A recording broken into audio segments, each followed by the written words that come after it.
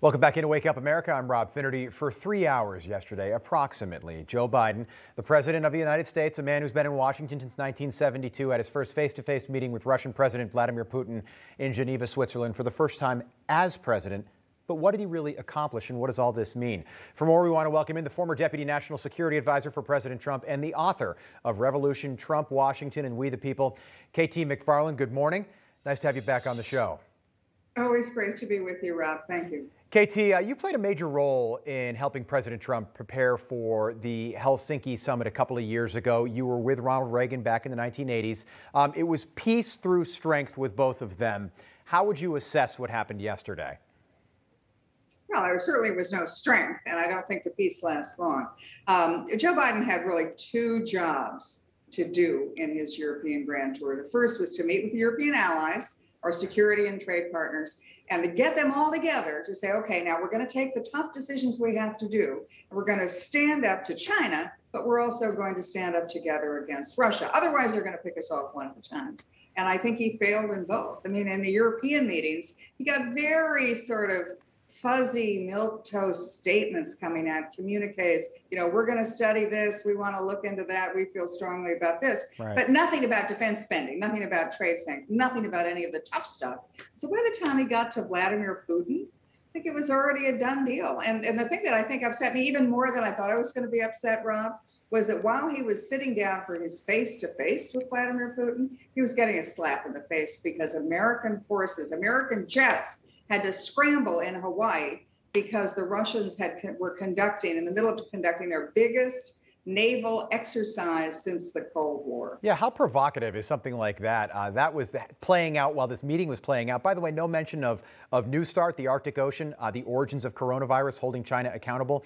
KT, you've been in these rooms before when two leaders like this get together. I know that politicians always put on a different face with the media that they put on when they're in private with another leader. What'd you make of the setup of this whole thing? And then President Biden giving President Putin the stage first, and he took the stage before the international press for almost an hour. Yeah, I mean, that was a tough call. And normally after these meetings, however the meetings go, there's a joint press conference, everybody makes happy talk, or at least they say at the joint meeting, they say, well, we agreed to disagree, but it's all done very politely. In this case, by giving Vladimir Putin the stage first, to have two, dueling press conferences, Putin first, Biden second, it gave Putin an opportunity to, unencumbered, sort of spew his own propaganda to the West, not only to his own people, but to the world. And he got no pushback. Now, Biden then comes later, and it was kind of an anticlimax. Biden, I thought, looked tired. And he just sort of said, well, Vladimir Putin, I gave him that list of 16 critical industries. I don't expect him to hack those. No mention made of industry 17, 18, 19. Right. But the problem is, before I worked in the Reagan administration, I studied at MIT and taught at MIT nuclear weapons, but there was something called game theory. And you want to make sure that whatever you do, you don't have the worst possible outcome. So the only outcome worse than Vladimir Putin having an unencumbered stage to the world for an hour would have been President Biden standing right next to him, giving no pushback to Putin. That would have been a lot worse. And I think that was part of the organization, why they choreographed it the way they did. Because I'm not convinced, to your point, Biden looked tired. I'm not convinced that Biden was up to the job. Let's be honest. He's had a lighter schedule than Eisenhower. This is the busiest 8 days he's had since being elected. And he looked, 78-year-old man looked pretty tired yesterday. Back to Putin. Do you think that he got what he wanted out of this summit? Yeah, well, first of all, by even having a summit, he got what he wanted because he was able to have moral equivalency. He could be on the stage with the American president, the world attention focused on him. But he had already gotten what he wanted before he walked in. The biggest single blunder the Biden administration has made, I think, in foreign policy is with Russia.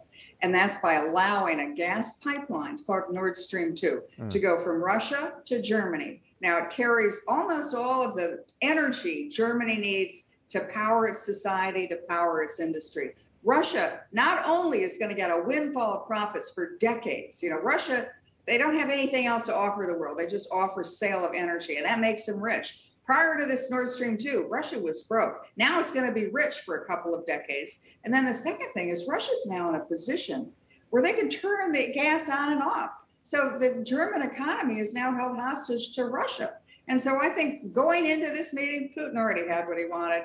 And that's one of the reasons I think he looked so bored.